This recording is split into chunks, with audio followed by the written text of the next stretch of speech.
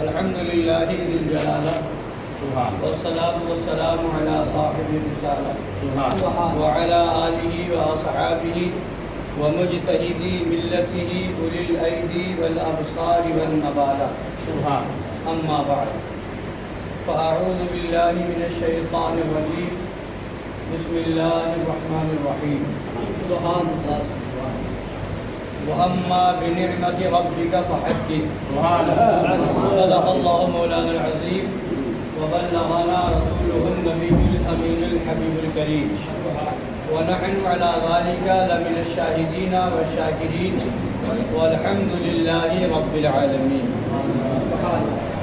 سنيا من علي الله أكبر ميزنم زم زبو بکر و عمر عثمان و حیدر میزنم قادریم نعرے یا غوث اعظم میزنم زم شیخ احمد رضا خان قطب عالم میزنم رضویم من نعرے یا اعلی حضرت میزنم زم شیخ حشمت علی خان فرد عالم میزنم.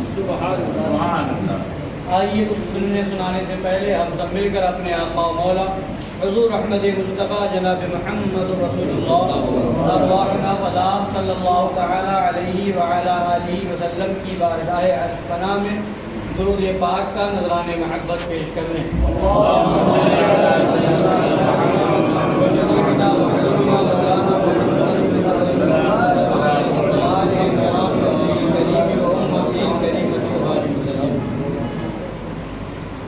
آج کا مبارک دن بہت خوشی و مسرت کا دن ہے. نام ہی عید کا دن ہے. عید کا معنی ہی خوشی ہوتا ہے اور خوشی منائی جاتی ہے اللہ کی نعمت کے ملنے پر. حضرت عیسیٰ علیہ نبینا وعلیہ الصلوۃ والتسلیم نے خدا کی بارگاہ میں دعا کی تھی ربنا انزل علینا مائدۃ من السماء تکون لنا. اے مولا ہمارے اوپر آسمان سے دسترخوان نازل فرما. ربنا انزل علینا ہمارے لیے ہمارے اوپر نازل فرما من السماء آسمان سے مائدۃ من السماء آسمان سے دسترخوان نازل فرما. کیوں؟ اب یہ دسترخوان کی تو دعا کر دی عیسیٰ علیہ السلام نے کہ ہم پر آسمان سے دسترخوان نازل فرما. اب آگے کیا فرما رہے ہیں وہ قابل غور ہے. فرماتے ہیں عرض کرتے خدا کی بارگاہ میں تکمون لنا عیدا لاولنا وآخرنا، تاکہ وہ دن ہمارے لیے ہمارے اول کے لیے اور ہمارے آخر کے لیے ہمارے اگلوں کے لیے اور ہمارے پچھلوں کے لیے خوشی کا دن ہو جائے. وہ جس دن آسمان سے عیسیٰ علیہ السلام کی دعا پر دسترخوان نازل ہو وہ دن عید کا ہو جائے تو مطلب کیا ہوا کہ جس دن اللہ کی طرف سے نعمت ملتی ہے وہ دن خوشی کا ہوتا ہے، وہ دن عید کا ہوتا ہے. تو یہ آج ہم عید کیوں منا رہے ہیں؟ یہ عید اس کو عید کیوں کہتے ہیں، عید کیوں مناتے ہیں؟ اس پر بھی غور کرنے کی چیز ہے کہ عید سے پہلے ایک مہینہ دیا گیا جس مہینے میں روزہ رکھنے کا حکم دیا گیا، تراویح پڑھنے کا حکم دیا گیا، جس مہینے کے اندر اور عبادات کا حکم دیا گیا. اور وہ مہینہ اس لیے دیا گیا خدا فرماتا لعلکم تتقون، تاکہ تم پرہیزگار بن جاؤ، تاکہ تم متقی بن جاؤ. تو یعنی ایک مہینہ پہلے اس طرح سے گزار لو، نماز بھی پڑھ لو، روزہ بھی رکھ لو، نماز بھی پڑھ لو، روزہ بھی رکھ لو، تراویح بھی پڑھ لو، تلاوت قرآن بھی کر لو، اعتکاف میں بھی بیٹھ جاؤ، اور جب یہ نیکیاں سمیٹ لو تب سمجھو عید آئی ہے. عید آئی ہے یعنی نیکیاں اکٹھا کر لو گے تب وہ عید ہے. ایک مہینہ پہلے نیکیاں اکٹھا کرنے کو دے دیا گیا ہے. اب ایک مہینہ نیکیاں اکٹھا کر چکے اب عید مناؤ. یہ بھی اللہ کی نعمت ہے. رمضان میں قرآن ملا اللہ کی نعمت ہے. تراویح کا موقع ملا اللہ کی نعمت ہے. اعتکاف میں بیٹھنے کا موقع ملا اللہ کی نعمت ہے. روزہ رکھنے کا موقع ملا اللہ کی نعمت ہے. ایک کے بدلے میں 70 گنا ثواب زیادہ ملا اللہ کی نعمت ہے.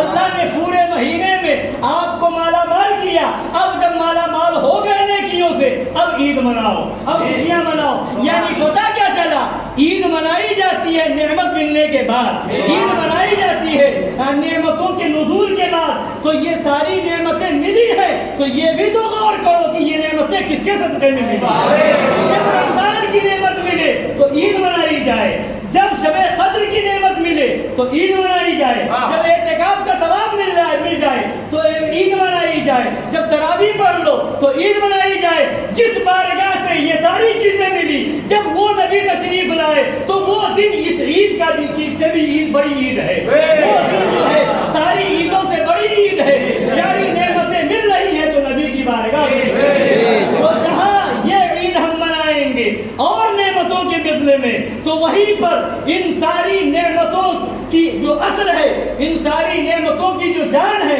ان ساری نعمتوں کی جو روح ہے، جو جان ایمان ہے، جو شان ایمان ہے، جو روح ایمان ہے، وہ آقا کی ذات ہے۔ پتہ کیا چلا، ساری نعمتیں بعد میں ہیں، آقا کی جو نعمت ملی، سرکار کی جو ذات پاک ملی، یہ سب سے بڑی نعمت ہے۔ تو جس طرح آج کا دن خوشی کا دن ہے، اس سے کہیں زیادہ نبی کی پیدائش کا دن خوشی ہے۔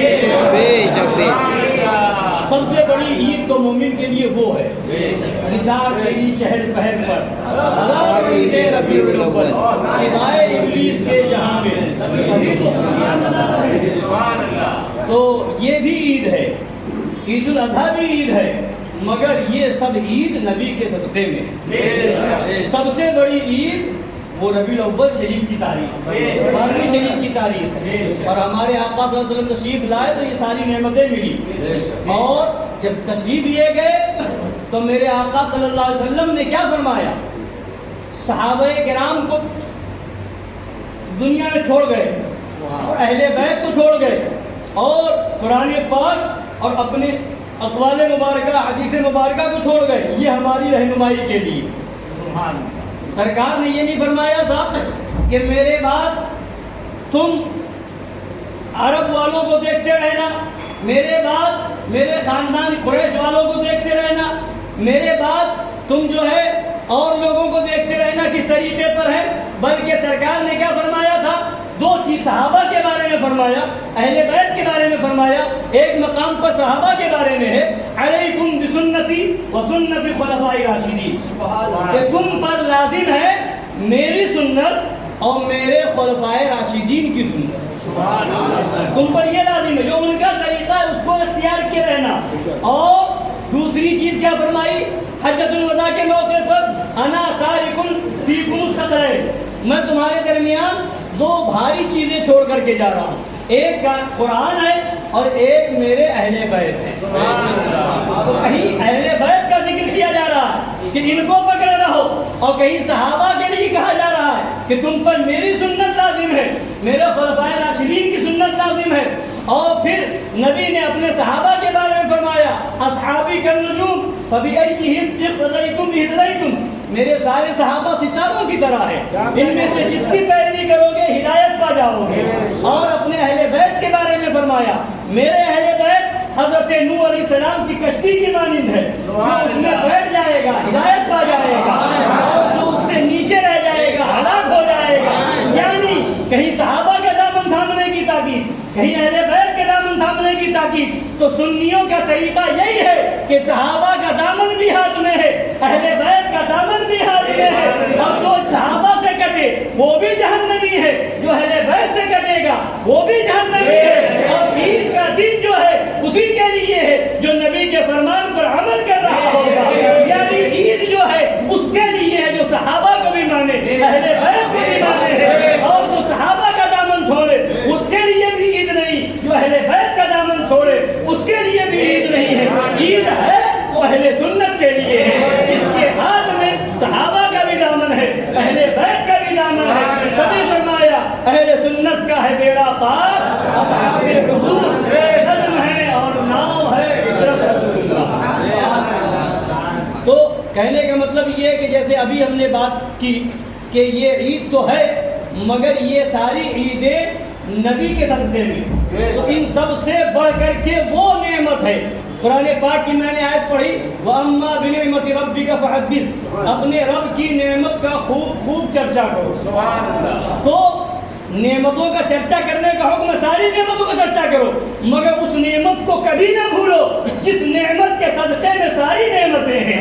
کبھی موقع ہو اس نبی کی رحمت کا صدقہ لے کر کے اس نبی کی جیسی نعمت جو ہمیں ملی اس کا چرچا ہر جگہ ہونا چاہیے، ہر محفل میں ہونا چاہیے، ہر مقام پر ہونا چاہیے. نبی نہ ہوتے عید نہ ہوتی، نبی نہ ہوتے قرآن نہ ملتا، نبی نہ ہوتے نماز نہ ہوتی، نبی نہ ہوتے زکات نہ ملتی، نبی نہ ہوتے یہ ساری نعمتیں نہ ملتی. وہ جو نہ تھے تو کچھ نہ تھا، وہ جو نہ ہو تو کچھ نہ ہو. جان ہے وہ جہان کی، جان ہے وہ جہان کی.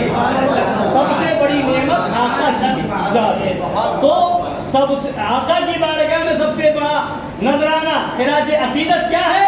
وہ یہ ہے کہ سرکار سے سچی محبت ہو، اور سرکار کے جو محبوب ہیں ان کی بارگاہ کے جو مقبول ہیں، صحابہ ہوں، اہل بیت ہوں، اولیاء کرام ہوں، یہ سب ان سب سے محبت کیے رہیں اور مولا کائنات کا جو فرمان ہے وہ سنیں اور اسی کو ذہن نشین رکھیں.